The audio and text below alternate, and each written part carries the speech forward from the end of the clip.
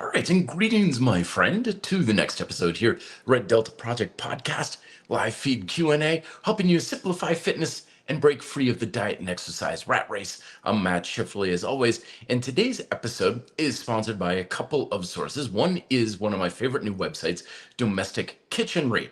As I've always said, if you want to have a healthy diet, the best way you can do that is to prepare as much of your own food as possible, because you're either in control of what you're eating, how much you're eating, and to some extent when you're eating it. And if you're not preparing some of your own food, you're leaving those variables largely up to chance and luck. But being able to prepare your own food can be a little bit intimidating and a bit of a daunting task, which is why I'm excited about Domestic Kitchenry, which makes this whole food prep idea a lot simpler, easier, and more efficient, making it a lot easier to do, therefore have much more control over your diet. Link is down below for that, as well as the new Messy in the Middle Summit. This is a summit that I'm very proud to be a speaker for, that I'm partaking in, and it's this whole idea that when we're trying to improve something in our lives, whether it's gaining muscle or losing weight or improving business relationships, whatever, that one of the things that isn't discussed very much within our society is the fact that in the middle of the whole process, when we're kind of in the middle of the journey, that things get really messy, that you're going to have setbacks and challenges and plateaus. And people come to me all the time saying, oh my gosh, things are going sideways. Things are not working out the way I thought they would be, or I'm completely going backwards. What's going wrong?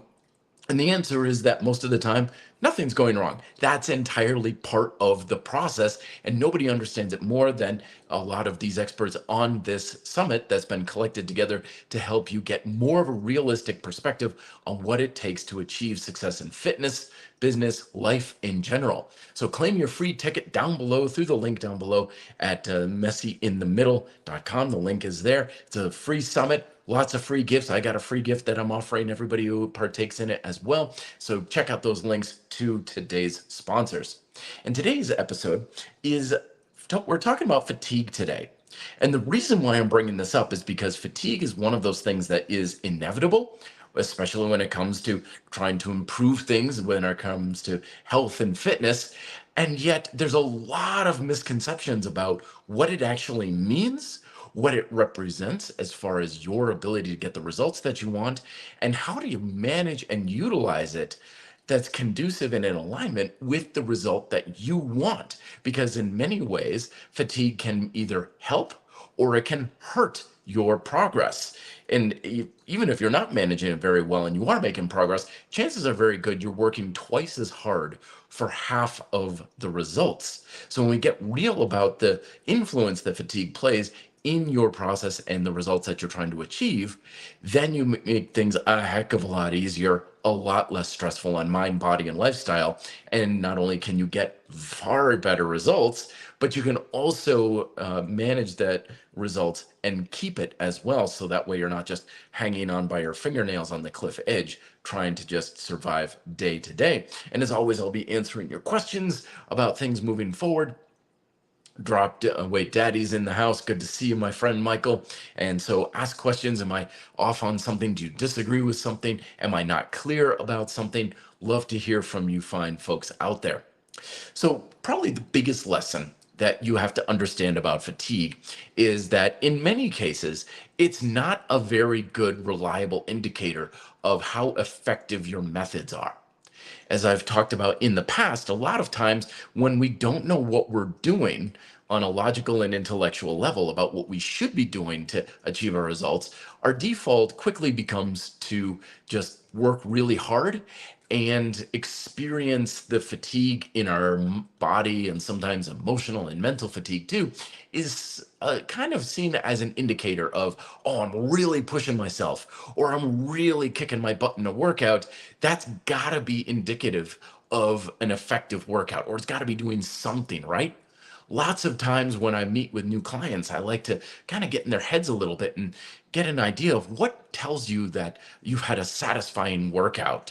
A workout in many ways is just like eating a hearty meal. You want to be satisfied afterwards.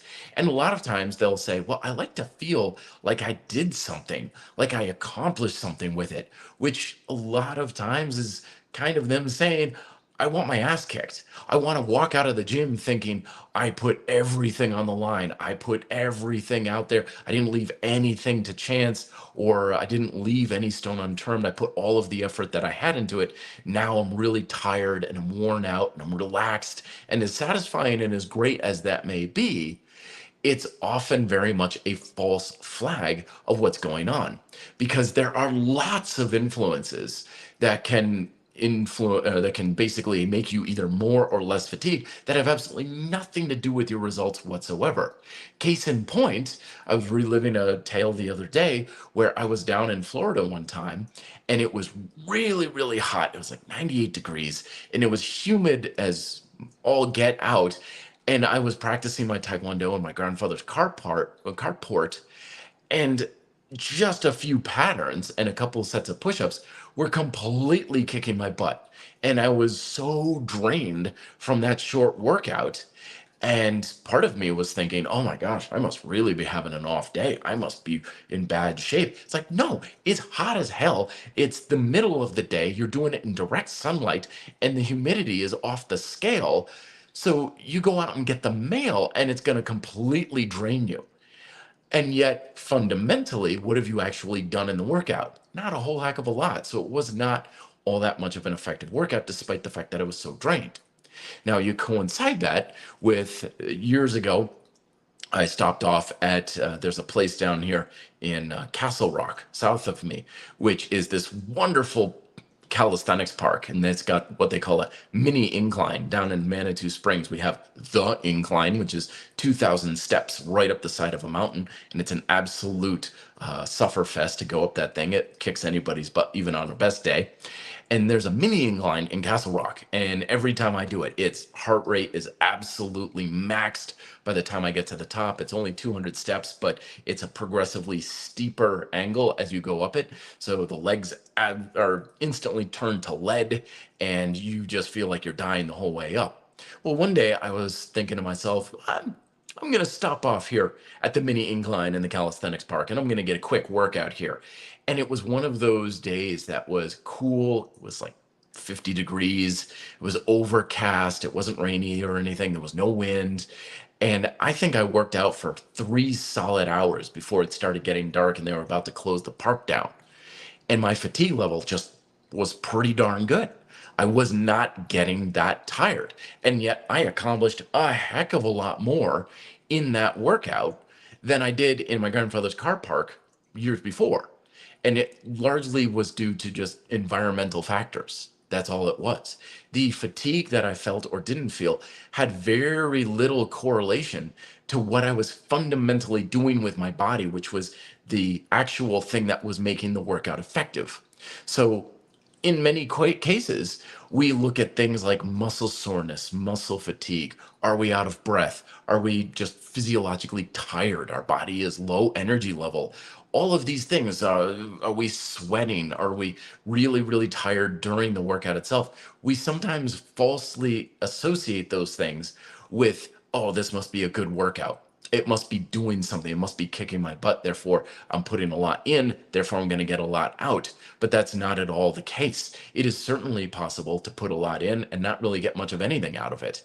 But at the same time, you can also feel like you didn't really do all that much, but you get a lot out of it as well. It all depends on how well you're achieving the fundamental objectives of your training and your dietary habits.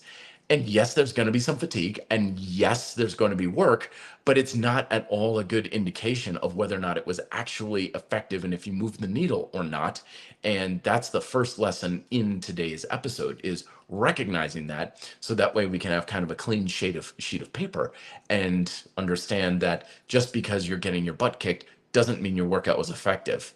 And just because you come out of your workout thinking, oh, I could have totally done more, doesn't mean it was not effective. Let's get to some questions here. Cristobal is coming on. It's good to see you. Hey, Matt. Good to see you as always. You as well, my friend. In your opinion, which is the best pull-up variation for arm growth? Most any of them, of course. You engage your biceps, and I'm saying you engage your biceps with any pulling exercise. That's part of the secret is use your muscles well for everything because you use the muscle. The exercise itself does not make your muscles do anything. Pull-ups don't do anything for your arms. It's you use your arms to do the pull-ups. It's not a chicken or the egg thing. It is purely as simple as you use the muscles to do the exercise. And the capacity to build bigger arms depends on you, not the exercise. Anything bending your elbow is a biceps exercise. Everything that has pulling action to it, even farmer carries, should be utilizing your arms to a very high degree. And it's your job to make sure that's happening, not, oh, the exercise is going to do this for me. Don't make it passive, make it proactive. In that train of thought, I would say use a variety as well. Whenever we're looking at exercises, as far as the variety or the flavor of the exercises, we're typically going to get more bang for our buck if we just mix things up a little bit. Overhand grip, underhand grip, commando style, single arm seated pull-ups or rows. The more variety that you bring into it of 2, 3 variations, the more you're going to just get more of a broader stimulus into the arms. Also, speaking of broad stimulus, work with a variety of resistances and rep ranges as well. That way, you're going to be going heavy, you're going to go light, you're going to go with heavier repetitions, lighter repetitions, and so on. And then it also heavily depends on programming. So the exercise you do actually doesn't really have that much influence over your results. As long as it has the potential to be an application for the work of the muscles, that's all it can ever possibly be or do for you. It's like, okay, it's a pull-up, I'm bending my elbow, and there's some resistance. Good, that's all it can be. That's the entirety of the effectiveness you can ever ask from that type of exercise. All of this stuff that really matters for growth, your programming, your discipline, how hard you're pushing, how well you're managing fatigue, your technique, your muscle activation, those are the things that matter far more for your potential to build up your arms, not whether or not you're doing an overhand or an underhand grip. And so that's what you want to focus on. But use a variety of things, and that's typically the way you want. So it's not one pull-up variation, it's a variety of them as well. Esteban's coming on saying, interesting topic. I recently gone from 2 rest days of rest between working out body parts, to 3 days as I wasn't feeling fully recovered after 2 days. I was doing very intense workouts, so it seems better for me. So here's a good segue into point number 2, is that when it comes to fatigue, obviously you're going to have it, and you're going to have it on both the micro and the macro scale. So you'll have fatigue, for example, between your sets or bouts of activity. So if you're doing things like hill sprints, or even if you're out mountain biking, for example, you're going to have more fatigue going up a steep hill or a technical section than you would if you were going along a nice, flat, even trail section.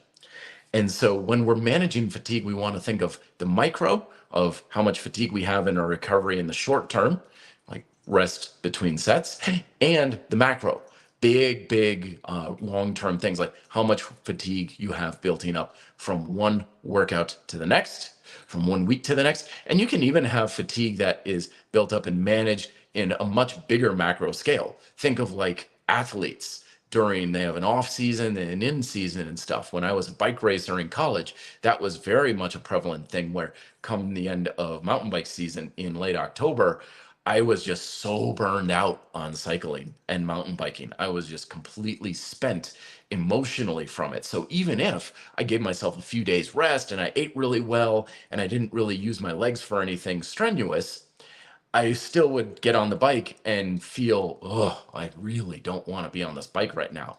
So it would be something I would use for fatigue management. And the off season, I should have rested a lot more, not nearly as much cardio, should have done more strength training. And then you have off season and then the preseason a little bit. Mountain biking was a very long season. You had like 3 months where you were off and then you were right back on the bike for spring training. But the way we're managing fatigue must be looked at in these different ways. So a lot of times when people are managing their fatigue, it's something to think of in the micro short term, in the macro kind of medium term, like throughout the week. And then also, what about on a bigger macro scale, like periodization? If you're training, for example, really, really heavy, plan it for a few weeks or 5 or 6 weeks, but then take 3 months off from the really heavy stuff and go lighter with more volume and lighter or higher repetitions. So you can think of it in that way as well, especially for athletes, because you have it built into sports seasons. But for a lot of people, when it comes to training and physical fitness, which is just ongoing throughout the year, it may behoove you to think, okay, in the spring I go lighter, and in the winter I go heavier, and in the summer I'm more cardio based, and in the fall I'm more strength based, and things like that of that nature. It really helps to give your mind and your lifestyle some variety, so that way you're not just constantly pounding yourself into the ground, into oblivion. And not only does that help create a broader stimulus, it gives you some mental breaks as well. So it's something to consider for giving yourself rest. And we'll get into, well, how much rest do you need here in a little bit? But let's get to some more questions. One finger push-up saying, love your channel. Been listening to you for a long time, but I'm not sure I understand your philosophy to working out. Right. You mentioned the different phases of working out. Can you explain? So I'm assuming you're talking about my grind style calisthenics, my friend. So grind style calisthenics was born off of the idea and recognizing that when it comes to the ability to effectively create a stimulus, particularly for building strength and muscle, that there are layers, and I almost want to say limitations, but not really limitations, but things that can be a foundation for helping you build the layer above it. And this is from years of research and experimentation and consulting with other experts and recognizing that, well, why can't I get stronger? I'm trying to lift as much weight as possible. How come my body won't let me get stronger? And then consulting strength coaches and physical therapists and chiropractors and all these other sorts of folks, there were consistently these common denominators in all of it. And so what I did was I compiled and recognized that the first level or stage of your ability to effectively work a muscle is just engagement to begin with.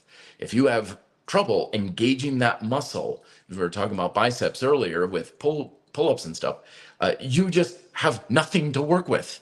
You have trouble engaging the muscle, which is very common, that coveted mind-muscle connection, which a lot of people think is a myth, which is kind of like saying gravity is a myth, or looking up at the sky and thinking that it's plaid instead of blue. There couldn't be anything further from the truth. That's how your muscles physically fundamentally work, is your nervous system drives your muscles. And your nervous system can be conditioned and is conditioned just like your actual muscles itself. And because it can be conditioned, it can also erode over time. So that's the first level, is you've got to be able to engage a muscle effectively. Second is you have to use your muscle engagement in a synergistic and in a coordinated fashion to create stability throughout the body, because your nervous system has your safety and health and survival as a top priority over your gains and your performance. So if you are training and you're fairly unstable or in an unstable environment, your neural drive to your muscles will be significantly reduced. And there is no way in hell you can override that. You're always going to be weaker. You're always going to be putting in effort, and you're never going to be able to drive a lot of tension to your muscles. Your nervous system will simply not allow it to happen. So you have to improve your intramuscular stability and your coordination in your body. So, okay, we've got tension control, which can then improve stability. Once you have stability, then you can improve your strength. And your strength is, of course, how hard you're contracting your muscles, how much tension you're generating in your muscles. And then with that, that's a foundation for muscular stamina and endurance and so forth. So recognizing that it happens in that order, you can only use a muscle to a high degree of stamina based on how strong you are. You can only be strong as you are stable. You can only create stability based on your neuromuscular activation and ability to control tension. It always happens in that order. So if you don't have stability, you're going to have a hell of a time building any kind of strength. If you have very little strength, you're going to have a hell of a time trying to build actual muscle. So what grind style calisthenics is every workout is working on each of these individually. Because no matter what type of strength training you're doing, you're always going to address all four to some degree. But a lot of times people may not be focusing on improving one of them at any time. And so it becomes this habitual and consistent limitation that always holds you back, regardless of any other variables or how hard you're working. So when we are working out in grind style calisthenics, we have our four phases where we work on tension control, then we work on stability, then we work on strength or proficiency if you're working on skills and stuff, and then we work on stamina, endurance, or creating hypertrophy. And by working out in those four phases with a grind style calisthenics program, you ensure that you are training each one individually to bring all of it up, and you're never held back by any of those fundamental constraints. And that's what those phases are all about in particularly grind style calisthenics. Now, do you have to always do that? Absolutely not. Like I said, you're going to get tension control, stability, strength, and stamina to some degree, no matter how you do your strength training. It's always there. But the limitation may be whether or not you're actually trying to improve one of those things. Tension control is a big one. You can work out for years, decades, and if you have poor tension control, for example, in your lats, you're always going to struggle to have stability from your lats and creating your back stability. You're always going to struggle to make them stronger, and you're always going to struggle to build them because you don't have that tension control. And nothing will ever improve or get much better until you address that. And once you address it, boom, you're off to the races and you're doing well. So that's why the four phases of grind style calisthenics are there, is to ensure you don't have those weaknesses holding you back. So talking about fatigue, then let's talk about how we can manage fatigue in a bit more of a practical way, because some of those objectives can be bettered by fatigue. Some of them will be severely compromised by fatigue. So here's the easy way to think about it. When we are trying to train to perform better, 9 times out of 10, fatigue is a bad thing. The more fatigued you are, the worse you're going to perform. So if you want to be stronger, fatigue is bad. If you want to be faster, fatigue is bad. If you want to be powerful, fatigue is bad. Because when you are more fatigued, your ability to have those qualities gets compromised. And so that's like in Taekwondo, when we're doing our kicks and we're trying to improve how well we do our kicks, fatigue is a very bad thing, because eventually, I don't care if you're a umpteenth level black belt with 30 years of experience, when your legs are tired, your sidekick looks exactly like Johnny White Belt over there who just started training last week. Fatigue will compromise your proficiency in every way. So when you're training, if you're trying to improve how well you do something, you want to manage your fatigue, which is why in grind style calisthenics, the strength phase, or the proficiency phase, as I often call it, you don't push your muscles to a very high level of fatigue. You don't want to be getting all out of breath and exhausted. You don't want to do something like, if you're trying to improve your front levers, you don't do a front lever and then just jump and start doing a lot of jump rope and burpees and box jumps and everything like that, because it's just going to make you tired. And then when you go to your front lever again, you're tired. How in the world can you possibly do a very good front lever? It's like, well, it's kicking my ass. Oh, now front levers are so hard. So what? It doesn't matter how hard you're working at it. What matters, if you're trying to improve your front lever or be stronger, is whether or not you actually have a better front lever. If you're trying to be strong and say, I want to have a stronger push-up for bigger range of motion or archer push-ups and stuff, if you're fatigued, you're not going to have it. So that's why you want to manage fatigue so it's relatively low, which is why in grind style calisthenics, I'm always telling people, leave 2-3 repetitions in the tank. Do whatever it takes to manage the fatigue. Keep it really fairly light and easy for that, and just keep practicing as much as you possibly can. However, once your fatigue starts to mount up and you're like, man, I'm starting to really kind of circle the drain here with my ability to do this front lever, okay, you're done. Why bother keep practicing that? Because your fatigue is going to compromise your proficiency.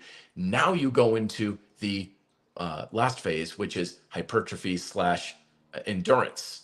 And in those objectives, you want fatigue. You want the muscle to get absolutely obliterated, because pushing your muscles to a very high fatigue is very heavily correlated with stimulating hypertrophy. And it's also, if you're trying to challenge your endurance to improve your stamina, that's what you got to do. So fatigue is naturally going to be a big part of that process. So because you've already worked on your proficiency and everything beforehand, you can now confidently say, great, I'm going to do these body weight rows, or I'm going to do hill sprints, or I'm going to do whatever I can to really drive a lot of fatigue into the muscles and really, really push myself. Because now you're embracing the fatigue, because those objectives are more fatigue dependent. You want fatigue in those cases. So it all depends very much on what you're doing. But basically, think about it this way: are you trying to create a stimulus that's fatigue dependent, like creating hypertrophy to some degree, or challenging your stamina, mental stamina, physical stamina? Or are you trying to do something well with proficiency, in which case fatigue is kind of going to compromise your ability to create the stimulus for that? So all of your training for those objectives is based on that, and how well you either embrace or you kind of manage and keep the fatigue at bay so you can achieve the fundamental stimulus that you're after, because that's what makes your training effective. Not how hard you're pushing yourself, not how much the workout is kicking your butt. It's how well you're creating a fundamental stimulus that I talk about in grind style calisthenics, micro workouts, and so on. That's what makes it effective. And knowing if fatigue will either help or hurt you achieve that objective is therefore how you want to use fatigue in order to greater achieve that objective, or do it on a more consistent base. Ronald, speaking of which, saying, hey, Matt, naps can be a good tool. 100% agree. If after a nap you're sore or unmotivated, then add a rest day or more. But if the nap did it, can you go again sooner rather than later? But beware of napping addiction. Well,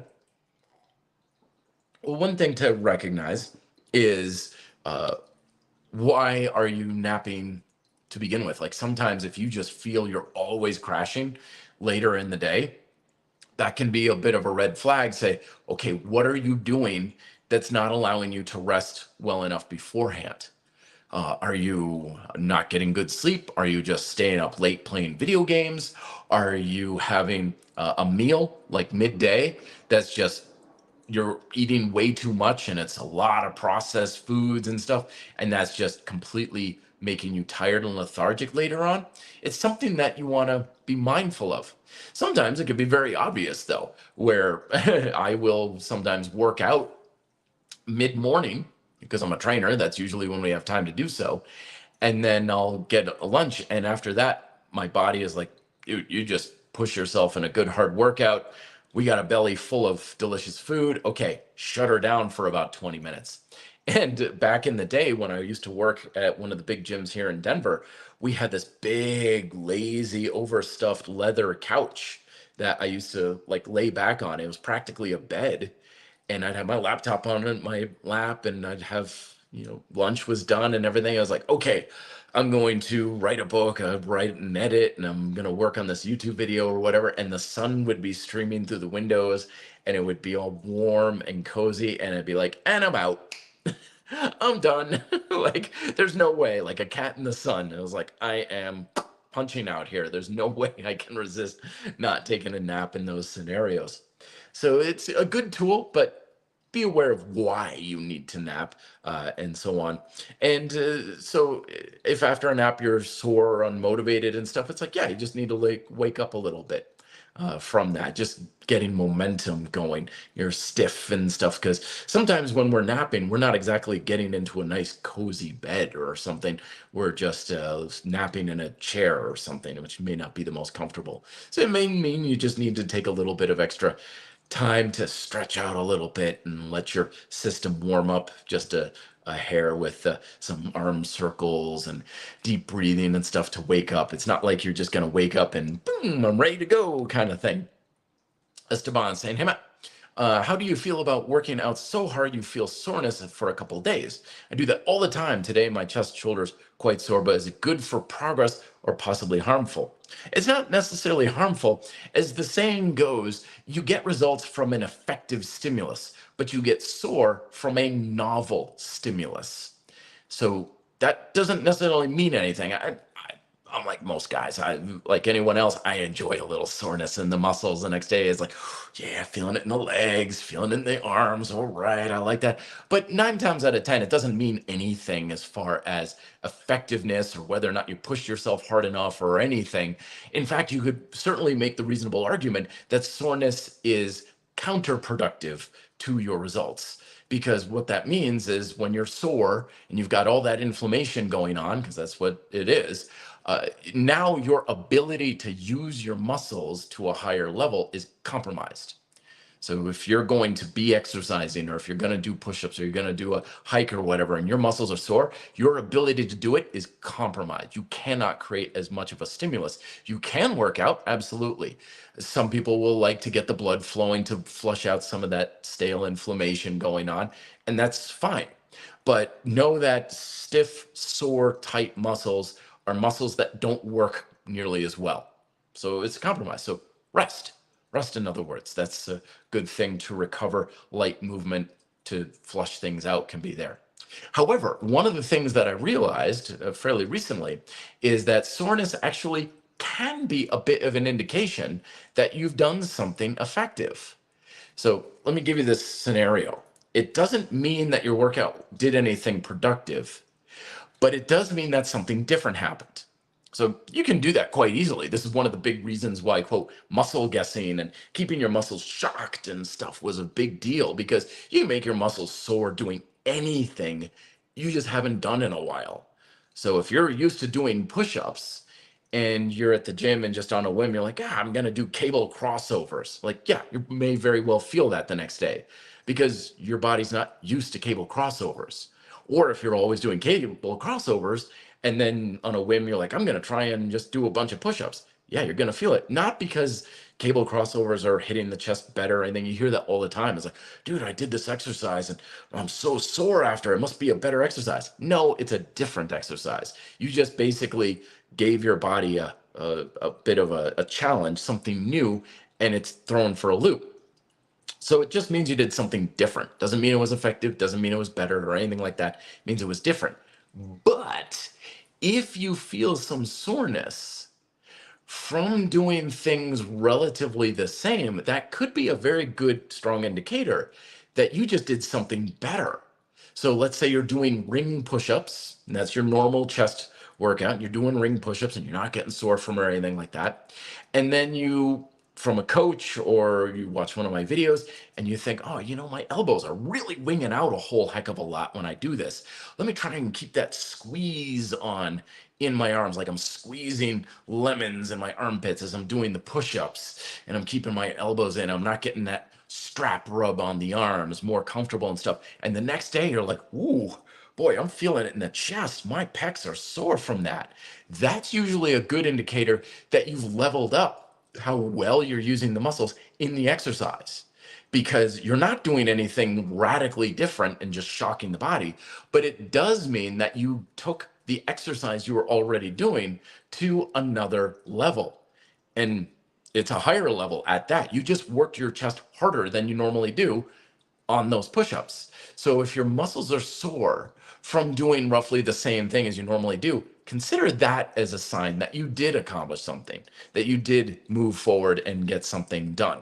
But oftentimes, soreness, like I said, is something that is not really indicative of that. And again, I would argue that if you can work out and you're like, man, I haven't been sore in this muscle for weeks, good. That means that you can effectively work your muscle harder and you're going to be able to recover even better. Cristobal's coming back on saying, hey, Matt, is doing some sort of physical activity every single day a good method of fatigue management, or is it better to have complete days completely off? I would argue that being active is certainly the way to go, largely because it was physiologically impossible up until recent human history. Because we didn't have cars. We didn't have elevators. We didn't have the ability to order DoorDash and things as throughout most of human history, which meant if you wanted food, you have to go out and forage or hunt. If you wanted to talk to your friend, you had to walk or run or hike to go to your friend. Physiological activity was always daily for every human being throughout all of human history. Even if you were sick as a dog, if you wanted to go to the bathroom, you still had to get up and probably walk a bit away from the tribe in order to relieve yourself. So physical activity, this idea of like days off, I'm not really doing much of it, that is very, very artificial. That's not something that we are designed for or bred to do. Also, keep in mind that the idea of exercise and physical training is also completely new and largely made up. Your body doesn't know what a workout is, it doesn't know what exercise is. All it knows is physical demand. Your body doesn't know the difference between doing a hard workout and stacking a bunch of wood, for example, or building a shelter or hunting down prey and stuff. All of that a workout is physical activity that we purposely do in a quantifiable and purposeful way to create a stimulus. That's all exercise is. It's not anything special. We put a name or a label to something that already is there. We're just doing it in a different context. So the reason why I'm mentioning that is because a lot of times people are like, oh, I didn't work out today, but I washed the car and I mowed the lawn and I did this and I did that. I'm like, well, your body doesn't know the difference between a workout and that. It's the same thing. The only real difference from the nervous system, because remember, your muscular engagement and utilization is driven by your nervous system, is are you concentrating on how you're using your body? That's a difference that is worth noting. Because if you're not consciously trying to use your muscles and drive your body better, then you're just going through the motions and you're doing manual labor at that point. But work is work. Physical demand is physical demand. And it doesn't matter if it's in a gym or a workout or whatnot. So when it comes to managing your fatigue, again, don't feel like you want to embrace fatigue, but at the same time, don't feel like you've got to minimize it so much like, oh, I've got to recover from those push-ups I did. I have to lay on the couch all day and get 48 hours of bed rest. No, not at all. Let yourself be moving, be active. We are born and bred to be moving on a daily basis. If you're really not active, things can go downhill very, very quickly. So stay active, my friends. Tony Briscoe is saying, hey, Matt, I switched up to full body with the workout program. Very good. Monday, Wednesday, Friday, instead of legs, pull legs and push legs. Is this okay or too much? I've been working with Tony for several years now, folks. So he's asking about the program that we've been building or too much. I still do boxing cardio Tuesday, Thursday, 23-minute rounds. Thoughts? So my friends, when it comes to fatigue, you'll get a lot of recommendations and people out there saying, oh, okay, this is how many days a week you should work a muscle group, and this is how much cardio you should do, and this is your rest days, and you need to rest 48 hours. All of this stuff, like a lot of things in our fitness culture, are basically guesswork. They're things that are estimations and generalizations on roughly ballpark areas of like, this is probably about what you need kind of thing. But there are so many influences out there that can radically change how much work or rest you need or can do. There are people out there who run marathons every week, and they're fine. They're perfectly fine to do that. They can recover just fine. And so while you may have many experts saying, oh, that's insane, you'll overtrain if you do that much work and stuff, they can recover fine. They're managing their fatigue just fine. Their diet, their sleep, their build, their ability to do things, their conditioning level, all that stuff allows them to do that. And if it allows you to do it, you're fine. Some people, they do the same kind of work every day. There are people who do barbell back squats every single day or 5-6 days a week. They're fine. And if that's the case, great. You don't have to rest. You have to recover. There's a big difference. And so you want to be aware, Tony, of how much you're bringing to your workouts. So if your Monday workout is like, yeah, nailed it. Wednesday workout, not bad. Okay. But that Friday workout, you grab onto that pull-up bar or you're doing your dips and your muscles are like, oh gosh, I'm really not up for this, dude. And your numbers are low and you just don't feel very strong at it. Give yourself more rest. Remember, we're trying to create a stimulus. We're not here to work our ass off.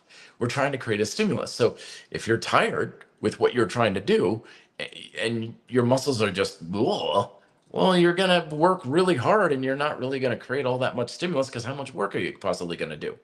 But at the same time, you're like, Monday, nailed it. Wednesday, pretty darn good. Friday, still going strong. Yeah, go for it. Hell, add another day if you like. And you can do as much work as you possibly like or want, but be aware of your fatigue levels in your workouts. If you're starting to struggle to work your muscles to a high degree, then that's a sign you need more rest. But if you're good for it, rock on, go for it. And you can do as much work as you like. Renaud coming back on the mat. Should workout fatigue decrease over the years because of getting better, or should it stay the same because of always pushing further? Fantastic question there, Renaud. So, as they say in the mountain biking world, it never gets easier, but you do get faster. And every single bike race I've ever done has always felt exactly the same. It has completely kicked my butt every single time, because I'm always pushing as hard as I can. It's a race, it's competitive. That's the nature of it. And fitness is largely the same thing, but you don't always have to push yourself to the max. Sometimes if you're feeling really burned out, your body's achy and stiff, and you're just feeling like, oh, I just can't keep this intensity up, then yeah, that's when you have your deload weeks and you're backing off and things of that nature. But you generally, as you're saying, yeah, it's going to feel about the same. Now, if you have a workout where it's getting easier, so sometimes people will, especially in calisthenics, they'll stay with the same thing over and over and over and over. So they may have a simple program where they say, yeah, I do 50 push-ups every morning. Then yes, your fatigue will decrease from that. The first time you do it, it may completely kick your butt and you're exhausted and you're just laying on the floor in a hot, sweaty pool of yourself and just thinking, oh my gosh, this is almost impossible. And then through repetition and the repeat bout effect and stuff, after several weeks, you're like, yeah, I do these push-ups and I'm actually fairly good afterwards. I can go play baseball. Then that's a sign of it going down. But if you're adding resistance and you're pushing yourself harder, then yeah, the fatigue will be roughly the same each time. However, I want to kind of dovetail with that of it again depends on what kind of stimulus you're after. So if you're looking for hypertrophy or trying to push for endurance, then that may be more fatiguing as a workout versus if you're say, I want to get better at my muscle up, for example, I'm going to do 5 muscle ups a day. Then you could do 5 muscle ups and you're getting better and you're getting efficient because adaptation is largely there for the improvement of efficiency, because that's why we adapt to a very large degree. So you're not having to expend as much energy and effort and beating yourself up as much during the exercise. And a lot of times fitness coaches and stuff will say that's a bad thing. It's totally wrong. It's a very good thing. That's always conducive for better results. But when it comes to your ability to do the muscle ups and your ease, yes, your fatigue will go down. But if you are always trying to push yourself for more muscle ups, or you're doing it with a weight vest or improving technique, then yeah, it's going to pretty much stay the same with everything.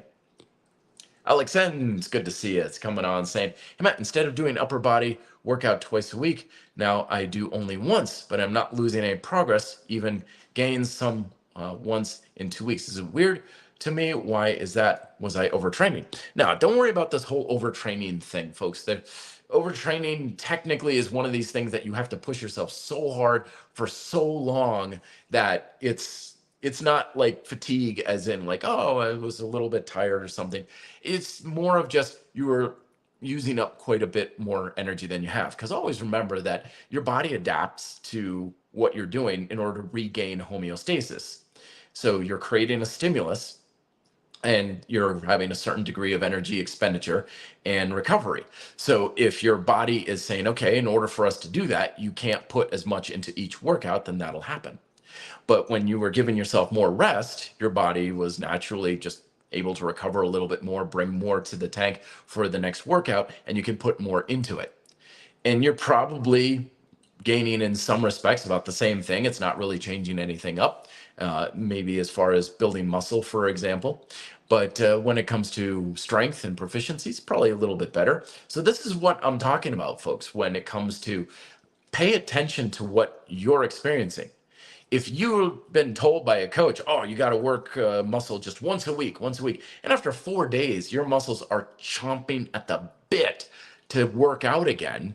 It's like, well, coach says if I do it more than once a week, I'm going to overtrain and stuff. There's so many variables that influence whether or not that's true or not, that it's, again, guesswork with that recommendation of just do it once a week. But at the same time, if you're doing it twice a week and you're like, wow, that second workout is just, it is not feeling so hot. And then you recognize once a week is getting you much better. Well, then go with that. Learn from your experience, my friends. Your experience of how you're feeling in the workout and how well you're recovering. That's the information that's actually going to tell you what you need to know when it comes to getting better results, not whether or not the formulas that you read about on the internet or some coach says is best. Those are good starting points. They're good templates to use, but there's certainly nothing carved in stone because we're all different. Our influences are always changing. Our circumstances are always changing. So even if right now, Alex, you're like, okay, once a week is better, something could change in the next year and suddenly you're recovering better or you're just more used to the exercises. 100 different things could happen. And suddenly you're thinking, I want to train that muscle every 5 days, not every 7 days. In which case, go for it. There's a lot of stuff out there telling you this is the way you're supposed to do it. This is the way you're supposed to work out. This is how many rest days you're supposed to have. No, that's is the only thing that Mother Nature cares about is can you recover? And I'm going to make your energy levels and your recovery reflective of whatever you're giving me. Joseph Bellows saying, hello, Matt. I do 3 days a week, full body, I believe. So think I could do 2 exercises per body part, 30, 40 minutes or so. Do you think it would create too much fatigue? No way to know. So here's one of the things to understand also about fatigue, folks, is that as I was talking about with grind style calisthenics the other day, is that it depends a lot on how you're doing the exercises. So recently, I'm finally physically and emotionally at a better place where I'm really pushing the work capacity of my muscles to a very high degree of fatigue. And whoa, boy, if I missed this, it feels so much better. Oh my gosh. So this morning, for example, I did 2 sets of dips and it's a mind game, but I get those dips in and I'm like 15, 16 dips on the rings. And it is like grind out, dip, dip, dip, dip, dip, dip, dip. Get to the top, couple deep breaths. Here we go. And another one. And my muscles are screaming at me and I'm feeling like they're going to tear off the bone. And I'm like, no, I got one more. And I go and it's really, really, really, really, really, really, really hard. And oh man, my arms feel like they're going to just fall right off. But I can dig a little deeper and go for one more, right? When you approach your training with that type of fatigue emphasis, you're going to have a lot of fatigue build up a hell of a lot faster in the muscles. So that's why I only did 2 sets, because I did a set of, I think I got like 16, 17 reps first one, and the next one was maybe 7 reps. And even that was really, I'm sure the technique on those last few was not exactly too pretty. So that's what I like to call fast fatigue. You're just driving yourself into the ground real quick. And sometimes that's good, sometimes it's bad. In that case, the stimulus that I was trying to create was for hypertrophy, which is heavily correlated with bringing the muscle tissue itself to a high degree of fatigue. So mission accomplished. However, if I was in, for example, a contest of how many dips can you do, that's the worst thing for me because I'm burning myself out so fast. It's like jumping out the gun on a marathon and sprinting 200 yards down the street, and then your legs turn to lead and you're exhausted and you're like, I can't run 26 miles like this. It's like, exactly, because you had too much of that intensity too quickly. So when it comes to your ability to handle workloads, how much you're pushing into the red zone depends, has a big influence over how much recovery you have, how much fatigue you're generating. But if you're, for example, saying, oh, I've got these dips, these ring dips, and 16 is really pushing it. So I'm going to get like 6 and 6 and 6 and 6 and okay, it's starting to burn a little, and 6 and 6. Okay, all right, that's good. I'm done with that. Great. You could probably do the same thing the next day because you just didn't have that much fatigue built up. You had some, obviously, but if you were working on things like stability, proficiency of how well you're dipping, your body position, muscle activation and stuff, that would probably be a much better way to go about it, is keeping the fatigue level fairly low. And yeah, you could do that every day, conceivably, 3, 4, 5 times a week. So your frequency of how often you're training something depends on how much fatigue you're generating, not on whether or not it's called an exercise. Again, with a label of exercises, workouts is something that can kind of really send us askew. Back in the day, when one of the first jobs I ever had was washing cars at a Volvo dealership, and I was out in the hot sun, and it was bucket and sponge and hose. I didn't have anything fancy to wash with, so it was work. It was physical work, 9 hours a day in one of the hottest summers that Vermont had ever experienced. And stupid me, I was not eating very well. I was trying to have a very, very strict, low fat, low calorie diet, which was totally stupid because I thought that was what you had to do to be healthy. And so I was absolutely draining myself into the ground every single workday. But I didn't think I needed anything because it was just work. It wasn't exercise. And yet at the same time, that same year, I would load up and carb load and eat a lot and eat all sorts of breads and rices and stuff like that before going to a Taekwondo class because it was exercise. It was a workout. I'm like, well, I'm going to exercise, so I need this supplement and I need to eat all this stuff. And I thought I had to do something special in my diet. But in all honesty, those Taekwondo classes, sometimes we just sit there and meditate for 10 minutes. And then my instructor would have us watch a lecture on how to do a proper side kick. And I probably do only like 15 minutes of actual physical workout in some of those Taekwondo classes because it'd be all intellectual stuff. But I thought I needed a lot of food and a lot of carbs and stuff because it was a workout. And at the same time, I would go and do a 9-hour workday, just working my body to a very high degree of fatigue, but it wasn't a workout. It didn't have that label, so I didn't think I needed anything. So that's why I'm really honing in here, folks, on pay attention to your fatigue level. Pay attention to your body. What is it telling you? Your body doesn't know the difference between a workout and physiological labor. It just knows physical demand. So if the demands are putting on a lot of fatigue, then act accordingly. But if they're not, then go for it. You've got plenty more that you can potentially do. Let's see. L coming on off topic. What's your top tips for long hikes? 20 to 33 miles. Damn, that's a long hike. Holy smokes.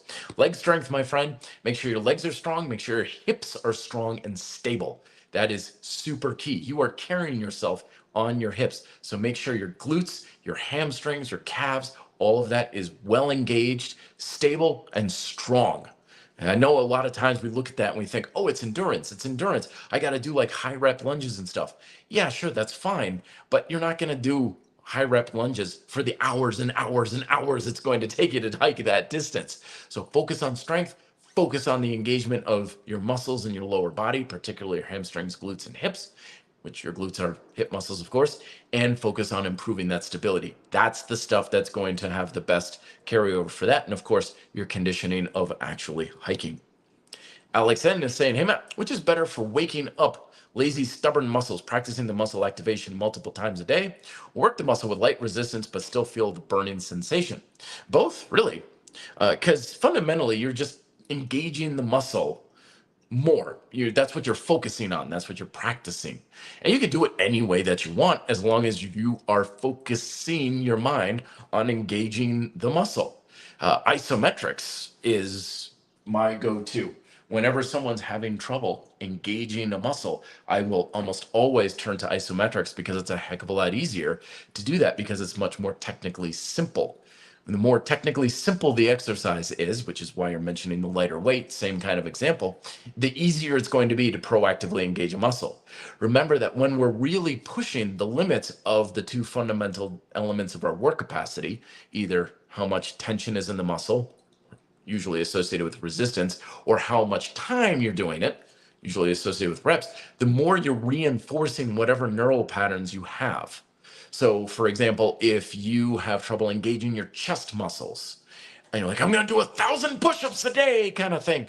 If you don't use your chest muscles very much to do push-ups, you're reinforcing not using your chest muscles because you're just trying to get all those reps in.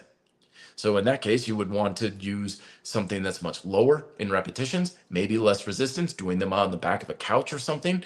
Maybe warm up with an isometric, like, chest contractions, you're pushing your hands together, engaging your muscles more in nice light, exercises. Because remember, the tension in the muscle is put there by your nervous system, not the exercise. Don't rely on the exercise to make the muscles engage as they should. You turn the muscles on. That I really wish I understood back in the day, would have avoided a lot of problems. So then when the other thing too is once you start feeling the engagement better, then test it. Then you do some higher volume stuff. Then you add some resistance and you say, okay, I got my chest on with my light countertop push-ups for sets of 10. Now let me see if I can't get that tension carryover to the floor push-ups for 30 reps. And that goes for a lot to tell you what you're actually able to do with those sorts of things. And he's following up, Renaud, saying, do you keep a fatigue log analogous to a workout log? No, but it's something that you can certainly mention in your workout logs too, especially trends where you're like, legs are always so tired on leg day on Thursday. Like, what's going on? And you can really kind of ruminate on that. It's like, well, you run a 5K the night before, dude. Like, that could have something to do with it. It's like, oh, yeah, that makes sense, kind of thing. And it's a good way to spot patterns. So I don't think I would have a separate log. I would just simply make mention of it in the log itself. And that's one of the beauties of the logs that I use, the adaptive training log, aka the scoreboard progression log. I changed the name for it, which I have the quick read for over at reddeltaproject.com, because that is a type of workout log format that allows you to record anything and everything. So you can make a section about fatigue, if you like. It's very adaptive to whatever you need it to be. And then it's good to see you. Matt, I'm struggling with this very thing. I have a very physical job. Finish your thought there, Anthony, if you would please. Very physical job. So that's the thing to also consider, is that fatigue builds up from other things outside of your workout. In physiology circles, but also psychological or in human behavior studies, they talk about you having a stress cup, a very finite container to handle a certain amount of stress. And it doesn't matter where the stress is coming from or even what kind of stress you're under, it's filling up your cup. So you could have a very stressful job intellectually. You're just sitting at a desk all day. But then after your job, you think, okay, time to hit the gym. I should be fresh as a daisy. And it's like, no, because you've got a ton of stress coming to you from your job. And even though your physical energy may still be intact, your emotional and mental energy is still drained. So that's why you can go to the gym and be like, why am I so exhausted? This doesn't make any sense. I didn't do anything physical all day. It's like, yeah, because it's filling up your cup. And so when you're going through life, you're going to notice that other things are filling up your cup faster. You could just have a single bachelorhood lifestyle and be like, I've got lots of energy for my workouts. I'm killing it all the time. I work my legs every single day. I'm great. And then a year later, you find yourself married with triplets or adopted twins or something. And suddenly you're like, my legs are so tired all the time. What is going on? I have like nothing for my workouts. I'm like, yeah, you've got a whole lot of stress coming from your new family and taking care of them that you don't have it so much anymore for your workouts. So you have to adjust accordingly. And that's why adaptive training is so very important. It works with the level of energy you have, with your fatigue. You have more fatigue, you do less. You have less fatigue, go ahead and do more. But he follows up saying, that is where I'm right now. I have a very physical job. I'm not real young anymore. Yeah, age is certainly a factor. And I had to control my workouts because of it. Yeah. That's the beauty of an objective-based approach, though, folks. You have an objective in your training. When you don't know what you're training for, your objective becomes to just work your ass off. And then fatigue becomes your litmus test, which is not what you want to base the effectiveness of your workouts off of. So when you are going through life and your resources change, your energy level changes, your time, your focus, your discipline, all that stuff changes, you don't worry about it because you still know the objectives you're trying to hit. And you're not trying to just work yourself to death every single time. You don't worry about oh, I didn't crush it in the gym today. So what? Doesn't matter.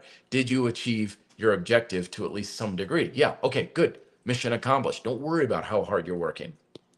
Sintar is coming back saying, Matt, when I do a workout based on overcoming ISOs, the fatigue feels different. Absolutely. My muscles themselves don't feel fatigued, but an hour or so later, I feel wiped. Is that normal? Yeah, I've noticed the same thing there, Sinitar, where I'll go through the workout and I'm feeling like, okay, muscles, they're worked. Yeah, I feel it. I feel it right there. And then like 6 hours later, or even the next day, first thing in the morning, it's like, wow, this is different. This is really feeling unusual. And part of that is because you're just pushing the muscles to a very high degree of fatigue. So that's part of it there. One of the great things about isometrics is it's really easy to push your muscles to a very high level fatigue relative to dynamic training because you can just keep going, especially if you're using isometrics with longer durations, 20, 30 seconds, 40, maybe even a minute. You're going to find that's going to be more of the case. So it doesn't surprise me, but yeah, I second that. I think that's very much what you can kind of expect from isometrics, which is a little different. Again, we like to think of how effective our workout was by how it feels afterwards. Like, are we tired? Are we sore? All that sort of thing. So that's one of the big challenges that isometrics has as a selling point with people is they're like, it doesn't feel the same as regular workouts. It doesn't feel like it's the same thing. I don't know if it's effective, but of course it is because it's time and attention. That's all it can ever be. But yeah, you're going to have that kind of feeling that's like a delayed onset satisfaction from your workouts. Let's see. What other things can I address here? Get your questions in, folks. I only got a few more minutes before I have to head on out. But Joseph's saying, Matt, I've been doing isometrics to warm up.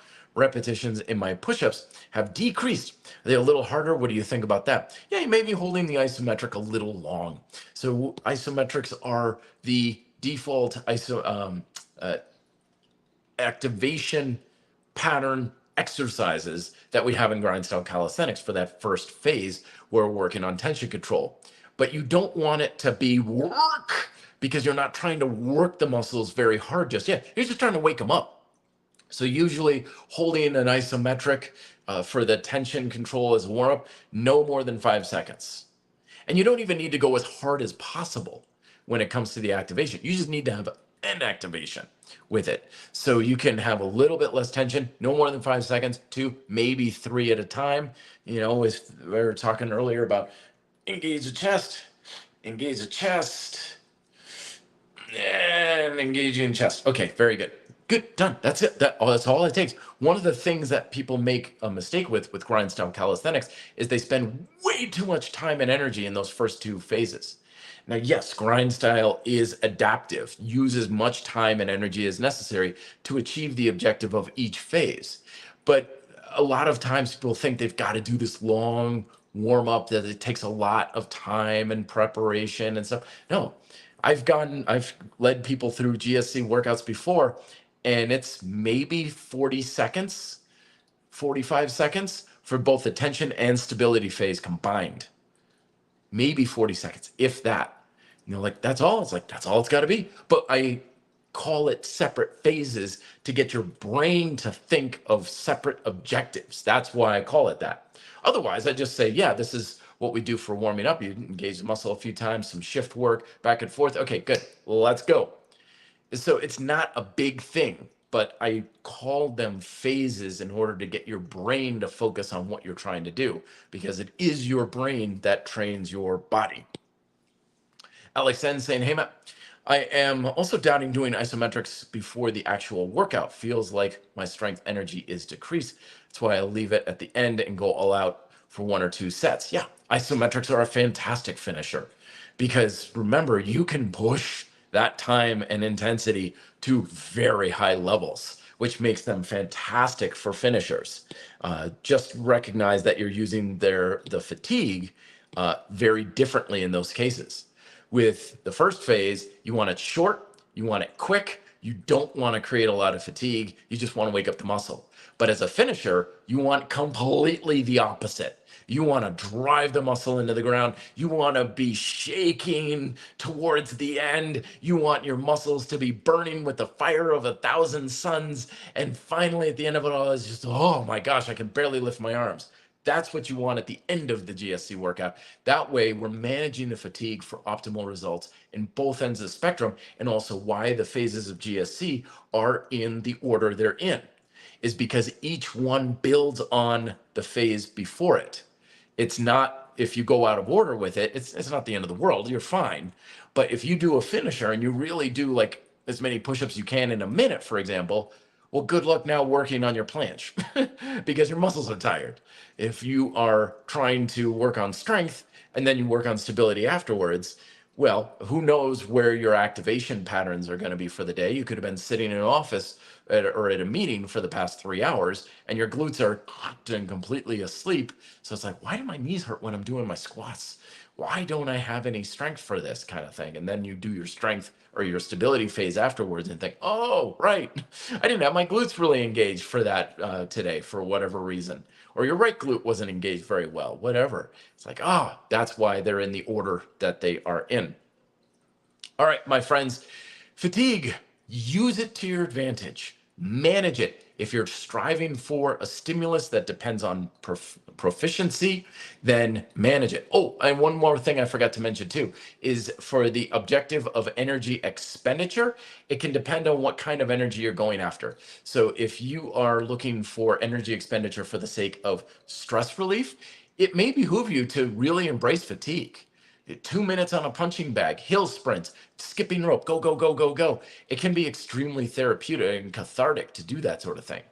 But at the same time, if you're coming to me and saying, I just want to burn a lot of calories and I just want to take it kind of easy on my body and not beat myself up, then yeah, don't go out and do cardio that's going to totally beat you up. Take it easy, nice and smooth, work in, those lower ranges. A lot of people talk about zone 2 cardio these days. It's like, that's what that's good for kind of stuff, because you can just do it longer. Remember, your ability to burn a lot of calories, the single biggest influential factor in that is just time. The longer you go, the more you burn. And you can go really hard. That's certainly a factor. But if you're not doing it for a very long time, you just can't burn a whole lot that way because the time just isn't there. So utilizing it that way if energy expenditure is your objective. So thank you very much for coming on in, folks. Don't forget, check out my links down below. We got the new Messy in the Middle Summit that I am presenting at. Get your free tickets down below in the description. Also check out Domestic Kitchenery. I made their baked ziti recipe about a week ago. It was absolutely beautiful, and I suck at cooking. I'm terrible. I nearly have the smoke alarms go off just pouring cold cereal. So if I can do it, you can do it. Check it out. Domestic Kitchenery. They got some fun little, not knickknacks, but glasses, merch. Merch is the word I'm looking for. I got some of their stuff that I have, and it's absolutely fantastic. So it's a new site. Things are coming. It's something you want to subscribe to the newsletter as well. Check it out, because the more you can meal prep for yourself, the more control and proficiency you'll have over your diet. So thank you very much, everybody. I will talk to you folks next week. Stay cool out there if you're in some of those hot zones. I know it's getting kind of nasty out there, so please do take care of yourselves. Stay safe, and best of luck in your workouts this week. Till then, be fit and live free.